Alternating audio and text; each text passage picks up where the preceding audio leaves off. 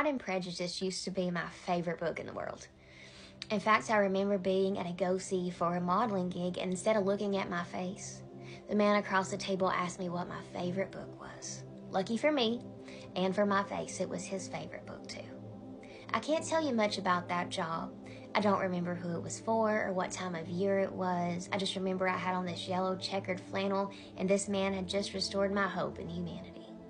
I was a size 0, and heroin chic was alive and well, we didn't look well, but thanks to fast metabolism and tiny bones, this made me a shoo-in. Sometimes.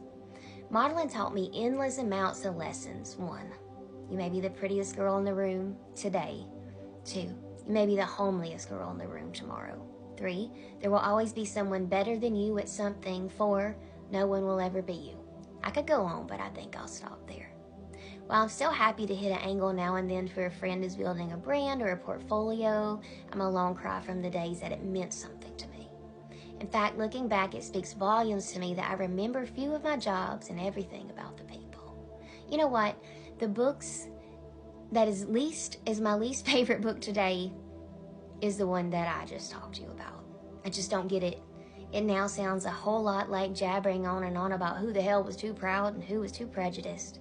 Was it Mr. Darcy who was too proud, or was it Elizabeth? And to this day, I cannot tell you except to say they both get on my nerves. I remember talking to God about this book one night and looking through old pictures with sun in my hair and the perfect angle. God, why in the world did I ever like that book so much? It is so annoying. Why couldn't they just get it together? And God simply said, exactly. You see, that's a lot like what it's like to be God, I guess. Loving something, cherishing it, telling everyone about how great it is, only to turn around and find that that same book suddenly is fickle and stubborn and prideful with a chip on its shoulder. I imagine that's what God looks at when he looks at us, you know. It's a beautiful mess, a work of art, meaning in the madness, and only God can perfect the ending. The middle, well, it was a mess. It was droning on and on. It was complaining. It was sort of a self-righteous narrative and unchanging.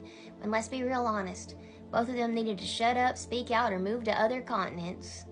When I'm being bratty, stubborn, proud, and I would rather eat a worm than be the bigger person, I remember Mr. Darcy. I remember Elizabeth, and I want to punch them both in the face hard.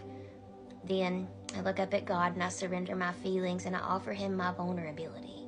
Because in that, maybe, just maybe, I don't have to waste all the time those two did. I can speak my truth and get on with the road to my destiny. And most of all, I can be obedient, not combative, to where God is taking me. And that means I won't get in my own way or on my Father's last nerve, even though I know that he loves me.